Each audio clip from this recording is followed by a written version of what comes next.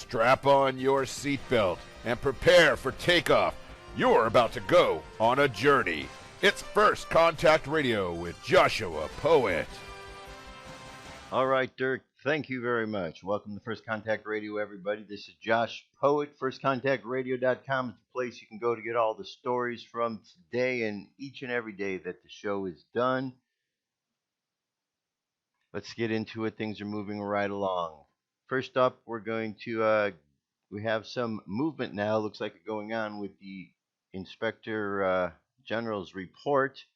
Here we have a story from, says, former U.S. Attorney for the District of Columbia, Joe DiGenova, joined WMAL Radio on Monday to discuss the latest developments in the SPYGATE scandal. DiGenova blasted CNN for hiring FBI Acting Director Andrew McCabe. McCabe was fired in March 2018 after the Justice Department Inspector General reportedly found he had repeatedly lied about his involvement in a leak to the Wall Street Journal regarding an FBI investigation into the Clinton Foundation. Joe DiGenova told WMAL host that the NSA had all of Hillary's deleted emails, many of them classified. And later in the interview, Joe DiGenova drops this bomb. For the record, I can report categorically that the Inspector General has found that all 4 FISA warrants were illegal. They were based on false information supplied to the FISA court, and Michael Horowitz has concluded that all 4 FISA warrants were illegal. This is big news. Let us see if justice will be served on these deep state criminals. There's a video here for you to watch. It is 16 minutes in length that lays out all of this information that I just talked about. We'll see how this plays out. We've been waiting for this for a while. We've been waiting for the Inspector General report so that we can see what is really at play here and how they're going to treat this one. Now we shall see if they're actually going to bring them to justice.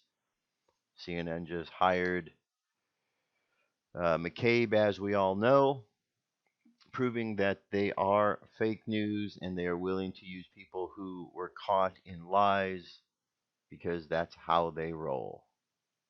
Moving right along, Justice Watch FBI 302 interviews with Bruce Orr on Spygate have been released to Judicial Watch.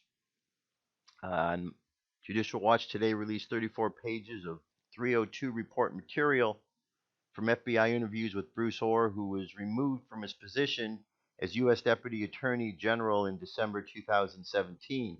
The newly declassified documents were produced to Judicial Watch this evening. This was dated August 8th.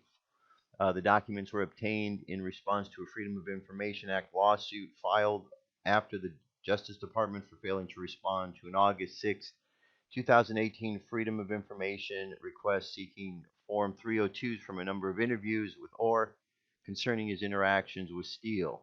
A Form 302 is used by FBI agents to summarize the interviews that they conduct and contains information from the notes taken during the interview. On November 22, 2016, Bruce Orr said that reporting on Trump's ties to Russia were going to the Clinton campaign, John Wiener at the U.S. State Department, and the FBI. In late September 2016, Orr describes a person, likely Christopher Steele, as desperate that Donald Trump not get elected and was passionate about him not being the U.S. president. Orr knew that Fusion GPS's Glenn Simpson and others talking to Victoria Nuland at the U.S. State Department. Glenn Simpson directed a person who's redacted to speak to the press. It appears as if that person was to the far left-leaning Mother Jones.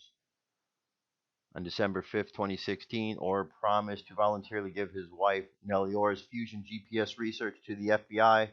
He also provided the FBI with a report on Paul Manafort titled Manafort Chronology. On December 12, 2016, Simpson gave Orr a thumb drive with Fusion GPS research on it. Orr claims to not know what was on that drive. During the meeting, Simpson, based evidentially on a meeting with Glenn Simpson, identified Michael Cohen, Trump's former personal lawyer, as having many Russian clients. Simpson also told Orr that Cohen may have attended a meeting in Prague. Orr described Simpson directing someone to talk to the Mother Jones reporter, as it was Simpson's Hail Mary attempt.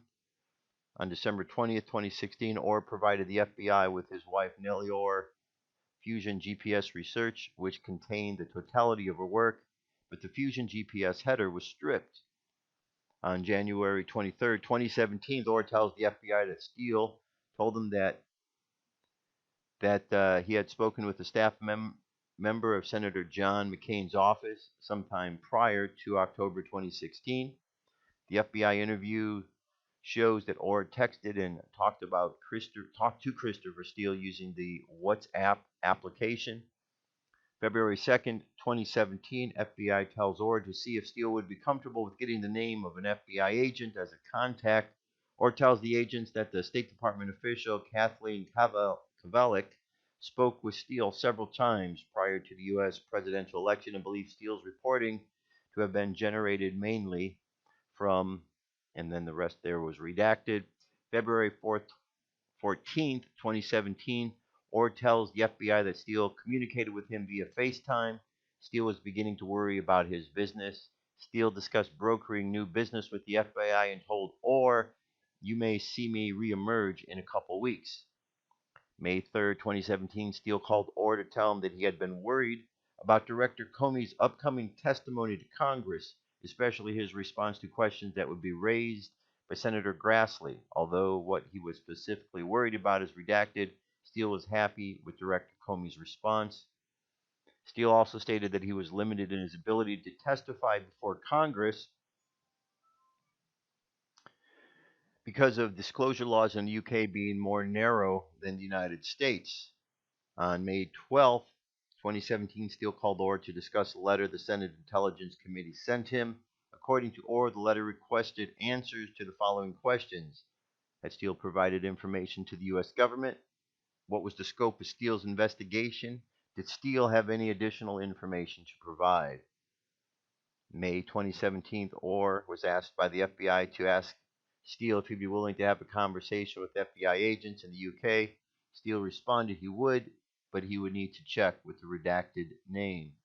These new Bruce Orr FBI 302s show an unprecedented and irregular effort by FBI, DOJ, and State Department to dig up dirt on President Trump using the conflicted Bruce Orr, his wife, and the Clinton DNC spies at Fusion GPS, stated Judicial-watch President Tom Fitton.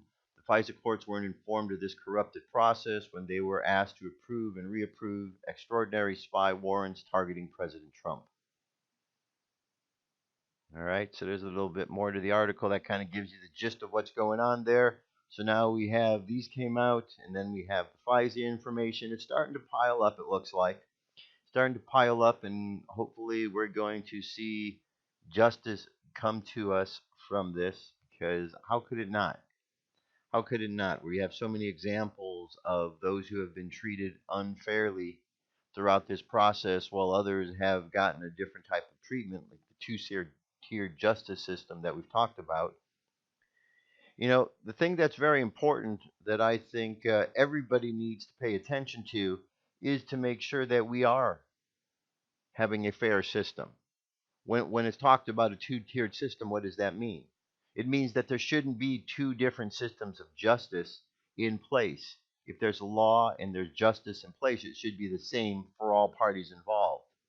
But what we're seeing is that if you are connected to a certain group, then you should get away with it. And if you're connected with another group, then you're guilty.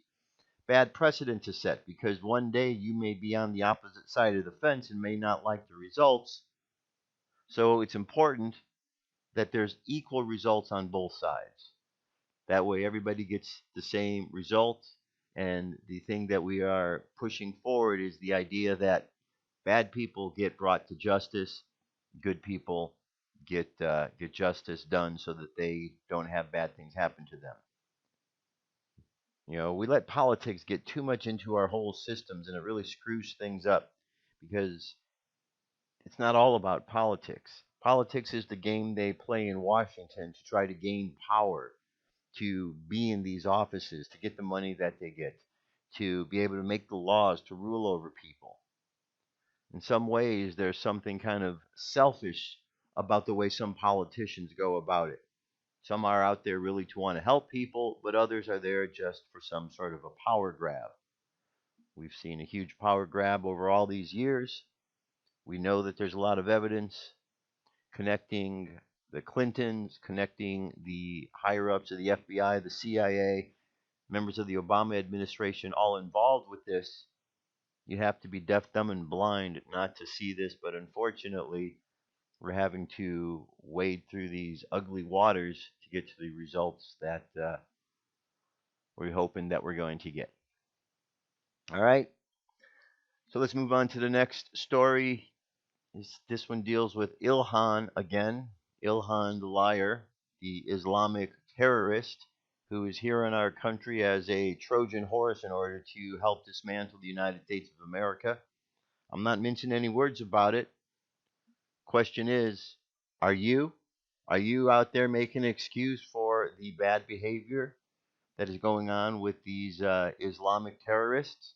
Are you making an excuse for the fact that they're behaving this way because it's how they were brought up and we shouldn't get in the way of that? See, that's why people say that their way of living is not compatible with the United States, because they were brought up in a different way than here. They were brought up with a different ideology than here. So when you bring Muslims here from another country and they start behaving like they were in that other country, well, that's great if they're in that country, but this isn't that country. This is the United States of America. We're here. We love America. We love this country. It's provided tremendous opportunities for everybody that's here. If you're living in our country and you don't see the benefit or the opportunities, then I would suggest going to another country for a while, spending some time there and see how you're treated, then come back.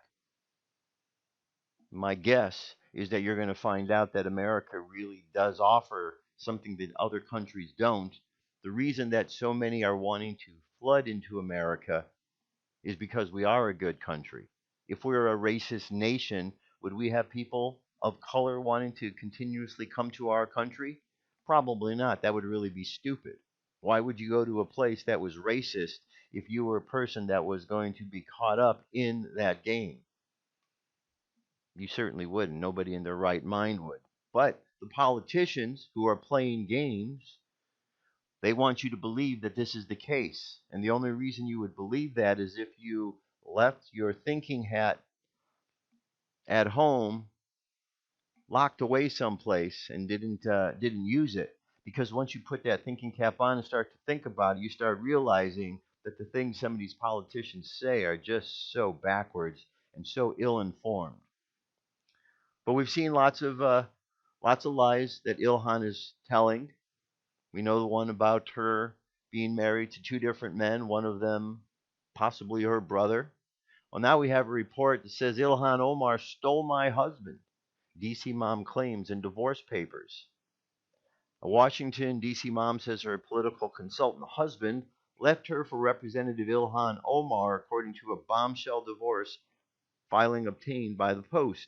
Dr. Beth Minette says her cheating spouse, Tim Minette, told her in April that he was having an affair with Somali-born U.S. representative and that he even made a shocking declaration of love for the Minnesota congressman before he ditched his wife, alleges the filing submitted in D.C. Superior Court Tuesday. The physician, 55, and her 38-year-old husband, who have worked for left-wing Democrats such as Omar and her Minnesota predecessor, Keith Ellison, have a 13-year-old son together. The parties physically separated on or about April 7th, 2019, when the defendant told the plaintiff that he was romantically involved with and in love with another woman, Ilhan Omar, the court papers say. Defendant met Representative Omar while working for her. The document states, although devastated by the betrayal and deceit that preceded his abrupt declaration, plaintiff told defendant that she loved him and was willing to fight for the marriage. Defendant, however, told her that this was not an option for him and moved on the next day, the papers say. It is clear to plaintiff that her marriage to defendant is over and that there is no hope of reconciliation, according to the filing. The Minettes lived together for 6 years before marrying in 2012. Omar, a member of the Squad, a group of far left-leaning female freshman House members, including Representative Alexandria Ocasio-Cortez and two others, recently separated from her husband, according to reports. 37-year-old Congresswoman and Mama 3 paid Tim Minette and his E Street group approximately $230,000 through her campaign since 2018 for fundraising, consulting, digital communication, internet advertising, and travel expenses. Omar was spotted enjoying time with Tim Minette at a California restaurant in March. Beth Minette is seeking primary physical custody of her and her husband's son in part because of Tim Minette's extensive travel with Omar, which isn't exactly part of a job description, the document says. The defendant's more recent travel log and long hours now appear to be more related to his affair with Representative Omar than his actual work commitments, the court paper stated. Well, there is more to the article if you want to delve through it, see what else is there. But you kind of get the whole idea. Ilhan Omar, she's not a pillar of morality. She wants to make it out that way. And if you say anything about it, there are plenty of those out there who will defend her and tell you you are Islamophobic for saying that because you would only say something like that about her because she's a woman of color. Well, that's a bunch of hogwash. You know, it doesn't matter what color you are. You can be a good person or a bad person.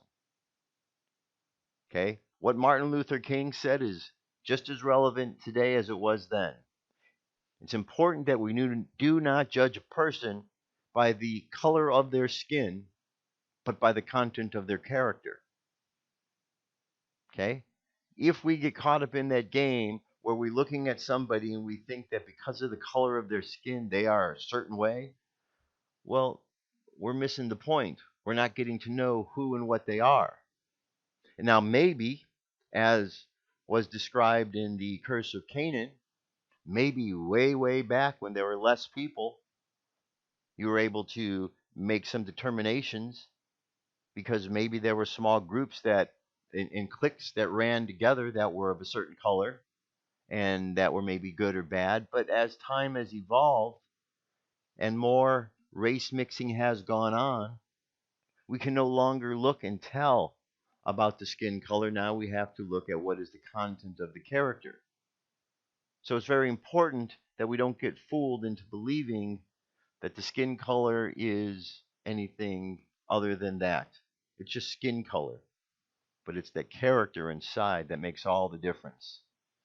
The character inside that makes all the difference. And what we're seeing is some bad character, bad character going on, and that's the issue at hand. All right, turning toward the morality of Hollywood, who likes to preach about how they are moral and how we need to follow their examples. Well, here we have a story about another representative who has been arrested for sexual crimes. MPAA executive, Hollywood's man in Washington, arrested for alleged rape and blackmail. A top executive at the Motion Picture Association of America, a top trade association representing heavy hitters and power players from Hollywood and Washington, D.C., has been arrested by the Metropolitan Police Department detectives for alleged rape and blackmail, a report reviewed by Breitbart News states. The police report describes how Steve Fabrizio, who according to his LinkedIn page is the senior executive vice president and general global counsel for the MPAA, struck up a relationship with a woman on a dating site. After detectives describe as a series of encounters between the woman and Fabrizio, which she claims she attempted to end multiple times, the report says she called the police for help. The report then describes messages sent by the woman to Fabrizio that were largely composed and sent in consultation with members of the Metropolitan Police Department. Detectives then orchestrated Mr. Fabrizio's arrest outside the woman's home. The report reviewed by Breitbart reads, once the defendant had parked his vehicle, detectives, it was redacted, pulled up behind the defendant's vehicle. Detectives approached the defendant's vehicle and asked the defendant for his driver's license to confirm the defendant's identity. The defendant provided the detective his driver's license, and the defendant's identity was confirmed by his Maryland driver's license to be Stephen Bernard Fabrizio. The defendant was asked to step out of the vehicle. He then walked to the rear vehicle and was placed in handcuffs. The sergeant was already on the scene as detectives had walked up. As detectives approached the defendant, was heard asking the detective to retrieve his cell phone from inside the vehicle. The detective retrieved the defendant's cell phone, placed it in the defendant's left cargo pocket. The defendant asked why he was stopped and why he was advised by the detective that he was being arrested for rape and blackmail, and if there was something that he wished to tell the detectives, that they would take him into the detective's office, Mirandaize him, and interview him. The suspect declined and asked if he could call a lawyer. The defendant was informed that he could make a phone call. Once they were at the police station, the defendant, Stephen Bernard Fabrizio, was placed under arrest and transported to the 2nd District for processing. The full report contains many more thus far unsubstantiated allegations, and as such, and also part of the effort to protect the identity of the complaining witness and alleged victim. The report was filed August 23rd, which was last Friday, and that is the day, according to the content of the report, that the arrest was made.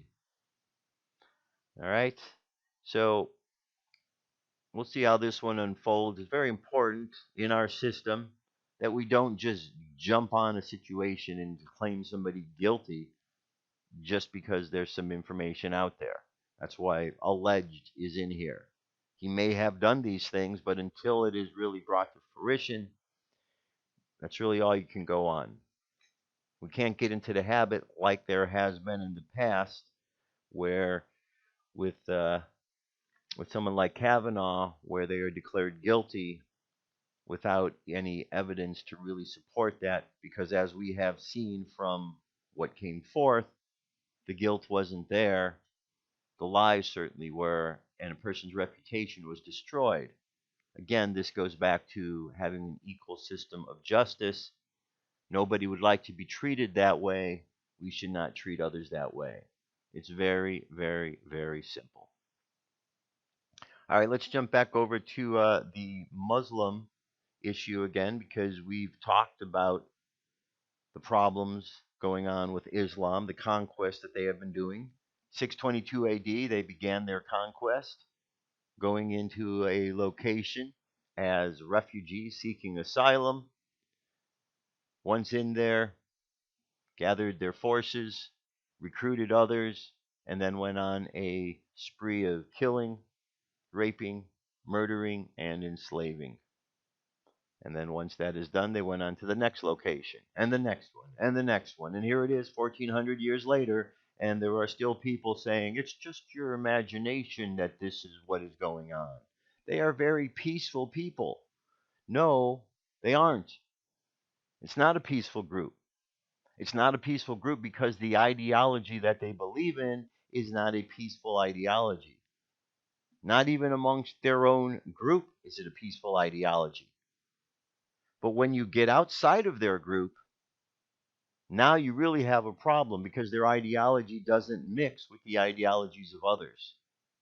If you are not part of their group, if you are not a Muslim, then you are an infidel. And as an infidel, they can lie to you, they can cheat you, they can steal from you, they can rape you, they can do whatever they want because you are less than scum.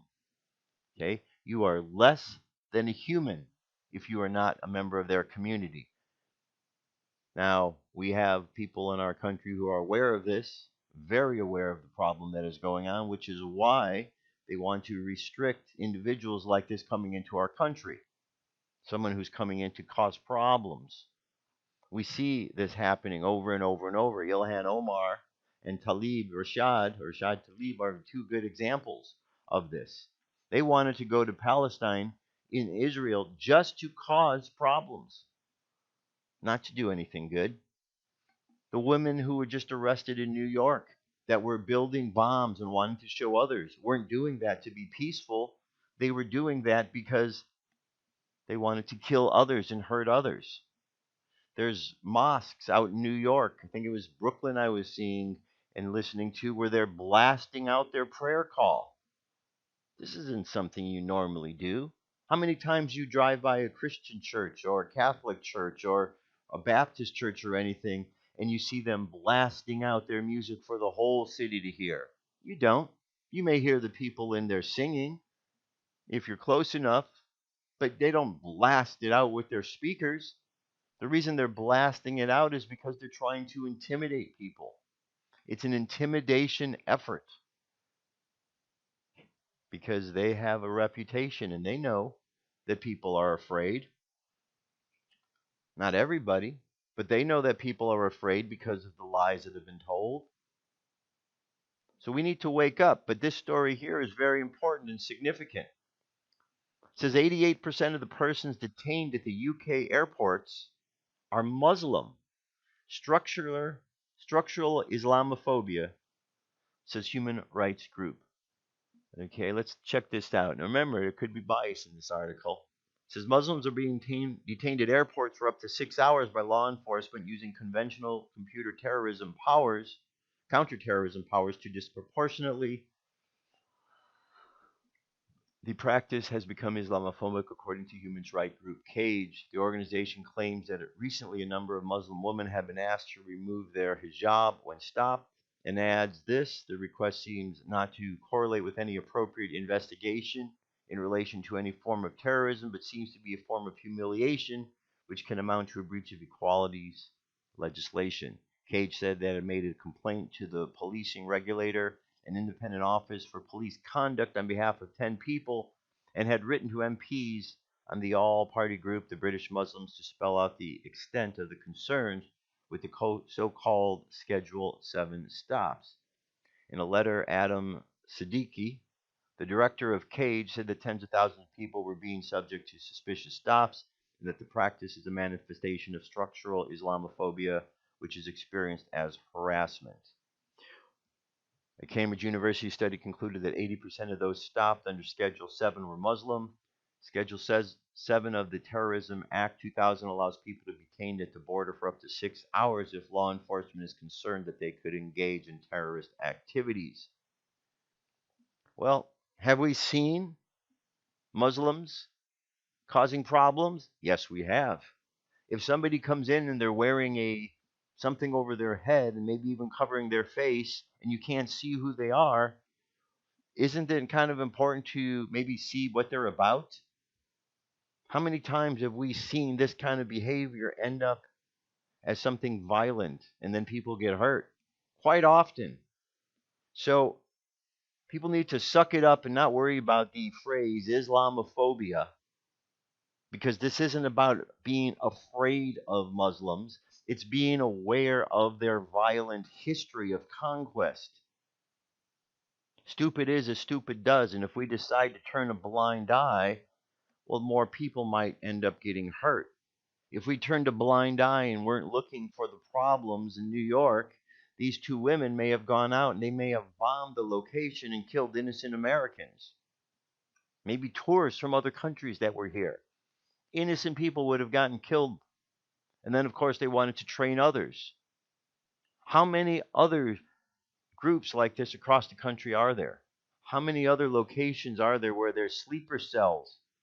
Because if we look at the documents the Muslim Brotherhood put forth, their plan, 30-year plan to take over America, we could see this isn't a joke to them. If you listen to the words, they tell you there's no moderate Muslims. They all believe that they want to be like Muhammad. Muhammad raped, he murdered, he was a pedophile, he was a bad, bad, bad person. Now, I know the story talks about that he went and talked to this angel Gabriel, but there's some question about that, because some of the descriptions about what he experienced during that time weren't quite the experiences you would have around an angel, but perhaps more of the experiences you would have around some sort of a demon. So his information is quite suspect, and the fact that it wants to be used to subjugate people even makes it more suspicious. So don't be afraid. Don't allow words to get in the way of common sense. This is an invasion. It's a conquest that they've been on for 1,400 years. And if you individually decide to turn a blind eye to that, well, then that's your own fault if something bad happens. I'm not turning a blind eye, and I know there's plenty of others that aren't turning a blind eye. Bad things happen when good people say and do nothing, and that's the point where we're at. So let's not be stupid. Let's not turn a blind eye to a situation. Let's be hopeful that there are some good people amongst the Muslim community that maybe have seen the light and realized the violence and destruction that has been caused. Let's hope for some change within there, but at the same time understand that there are extremists as part of their overall organization that are out to cause tremendous harm, not only to Americans, but to anybody who does not believe what they believe. And therein lies the big problem. So the only way we overcome all of this stuff is to put our trust in the great Creator. The great Creator, Jesus Christ, came to show us an example of how we put the lessons of the great Creator into place, how we move through life by simply understanding the blessings that flow to us and through us from the great Creator. And so if we but apply those lessons each and every day and just remind ourselves, we're going to be okay. Because that is the promise of the words that we have been given. That we will be okay. But what is required at this point in time is for people to maintain their faith, to maintain their trust in the great Creator, to not lose hope in humanity, and to continue to have the faith that good can win over evil. If we can do that, if we can trust these things, then we're going to be okay. It's only if we become stupid that we start having problems. But I have confidence that there's many more smart people, good people, kind, loving people in the world than there are evil ones who want to cause problems. I believe that. I think you know that too. So let's weed out the evil and let's keep allowing the good. And when that happens, we're going to see and experience a world that we really want to experience the way it's supposed to be. That's it, my friends, for today. I'll be back tomorrow or sometime soon with more news and information. Till then, have yourselves an awesome day. God bless you. Peace. I'm out of here. FirstContactRadio.com. Signing off.